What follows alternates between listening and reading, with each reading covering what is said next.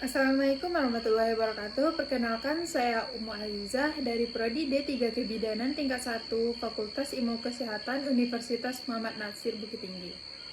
Baiklah, pada kesempatan kali ini saya akan mempresentasikan UTS dari mata kuliah Pendidikan Kewarganegaraan, yang mana tugasnya yaitu mempresentasikan materi dari pertemuan 1 sampai pertemuan 6. Baiklah, pertemuan pertama dan kedua dengan materinya yaitu urgensi pendidikan kewarganegaraan, landasan historis, sosiologis, dan yuridis, serta dinamika dan tantangan pendidikan kewarganegaraan. Pendidikan kewarganegaraan penting karena mengajarkan nilai-nilai kewarganegaraan, demokrasi, dan partisipasi aktif dalam masyarakat. Secara historis, pendidikan kewarganegaraan muncul sebagai respons terhadap kebutuhan akan warga negara yang terdidik secara politik. Secara sosial, pendidikan kewarganegaraan membantu membangun kesadaran sosial dan memperkuat jaringan sosial dalam masyarakat. Secara yuridis, pendidikan kewarganegaraan membantu mengamankan hak-hak dan kewajiban warga negara dalam kerangka hukum. Dinamika dan tantangan pendidikan kewarganegaraan termasuk perubahan dalam sistem politik, globalisasi, dan teknologi informasi, serta tantangan dalam membangun inklusi dan mengatasi polarisasi sosial. Baiklah, pada pertemuan ketiga yang dengan judul materinya yaitu konsep dan urgensi dan identitas internasional. Konsep identitas internasional berkaitan dengan cara negara atau kelompok mengidentifikasi diri mereka dalam hubungan internasional. Urgensinya terletak pada memahami dinamika politik, budaya, dan ekonomi global. Identitas internasional mempengaruhi interaksi antar negara, diplomasi, dan persepsi global terhadap suatu entitas. Dengan pemahaman yang baik tentang identitas internasional, negara dan kelompok dapat memperkuat hubungan mereka di tingkat internasional dan memfasilitasi kerjasama yang berkelanjutan. Unsur-unsur dinamika dan tantangan identitas nasional. Unsur dinamika identitas nasional meliputi budaya, sejarah, agama, bahasa, dan simbol-simbol nasional. Tantangannya meliputi globalisasi yang mempengaruhi identitas lokal, imigrasi yang membawa variasi budaya, serta ketegangan antara identitas nasional dan identitas subnasional atau transnasional. Perubahan teknologi dan media sosial juga dapat mempengaruhi cara identitas nasional dibentuk dan dipertahankan. Memahami dinamika dan tantangan ini penting untuk memelihara kesatuan dan stabilitas dalam suatu negara.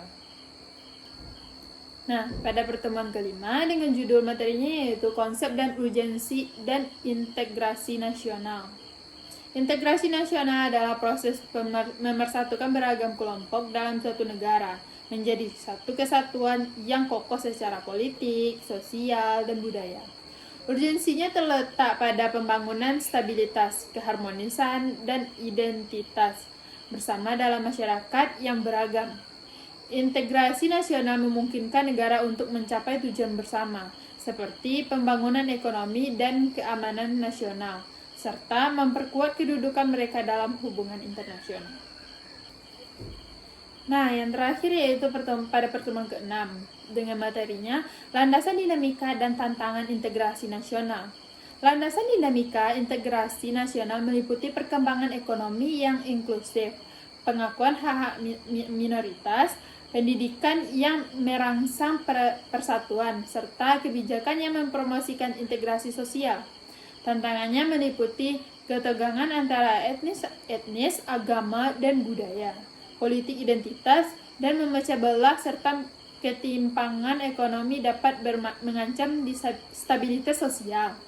Memahami dinamika dan tantangan ini penting untuk merancang kebijakan yang efektif dalam memperkuat integrasi nasional. Baiklah, tugas selanjutnya yaitu menjelaskan kontribusi saya selaku mahasiswa kebidanan terhadap jurusan yang saya tekuni, serta kontribusi saya sebagai warga negara terhadap negara Indonesia. Yang pertama saya bahas adalah kontribusi saya sebagai mahasiswa di D3 Kebidanan terhadap jurusan yang saya tekuni.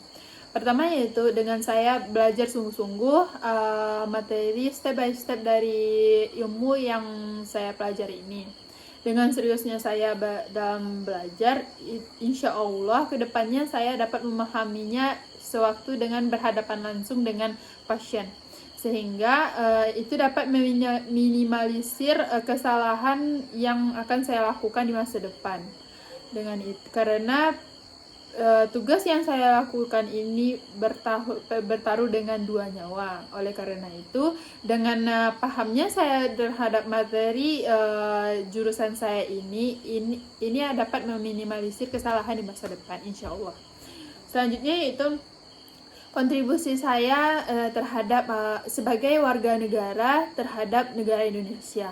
Yang pertama yaitu dengan mematuhi aturan-aturan yang ada di Indonesia, baik itu tertulis maupun tidak tertulis. Tugas selanjutnya yaitu mempromosikan kampus kepada khalayak umum. Pertama-tama izinkan saya memperkenalkan kampus saya kepada teman-teman semua. Ya, namanya yaitu Universitas Muhammad Nasir. Universitas Muhammad Nasir ini merupakan universitas swasta yang dengan biaya yang cukup murah namun kualitasnya bagus. Universitas Muhammad Nasir ini beralamat di Jalan Tan Malaka, Bukit Canggang, Kayu Ramang, Kecamatan Guguk Panjang, Kota Bukit Tinggi, Sumatera Barat. Lebih tepatnya di belakang Balok Bukit Tinggi, cukup dekat dari lapangan kantin yang cukup ikonik di Kota Bukit Tinggi. Selanjutnya yaitu Universitas Muhammad Nasir ini memiliki beberapa jurusan, tidak hanya kesehatan namun ada jurusan sosial. Kalau di bidang ilmu kesehatan kita memiliki jurusan yang pertama yaitu jurusan gizi, S1 gizi. Yang kedua ada S1 administrasi rumah sakit, lalu ada ilmu keperawatan S1 juga, lalu keperawatan D3, profesi nurse, perawat, lalu D3 kebidanan dan farmasi S1. Namun khusus pas tahun sekarang kita membuka jurusan S1 kebidanan yang sudah menerima kita sudah menerima mahasiswa baru untuk S1 kebidanan. Lalu di pada ilmu sosial kita memiliki 3 jurusan. Yang pertama yaitu akuntansi S1, yang kedua yaitu administrasi S1, dan yang ketiga yaitu hukum S1. Bagi teman-teman yang minat untuk masuk bergabung bersama saya di Universitas Muhammad Nasir dapat mencari info melalui Instagram Universitas Muhammad Nasir Bukit Tinggi ataupun melalui Google. Yang pertama tinggal diketik di Google Universitas Muhammad Nasir, itu akan mendapatkan informasi mengenai kampus saya. Harapan saya yaitu teman-teman dapat bergabung dengan saya di Universitas Muhammad Nasir. Sekian dari saya. Maaf apabila ada kekurangannya. Billahi taufiq wal hidayah. Assalamualaikum warahmatullahi wabarakatuh. Nah.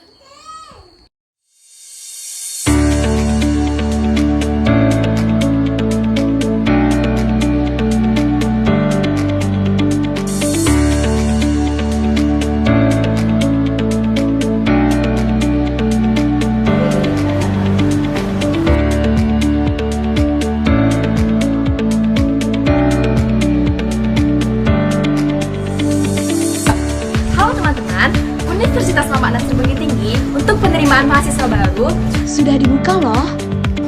Nah, buat teman-teman yang pengen mendaftarkan diri bisa langsung kunjungi link yang ada di bawah ini. Jadi teman-teman cukup mendaftar melalui online saja. Nah, selain melalui online, teman-teman juga bisa langsung datang ke kampus buat melakukan pendaftaran secara langsung. Jangan lupa bergabung, kita tunggu ya.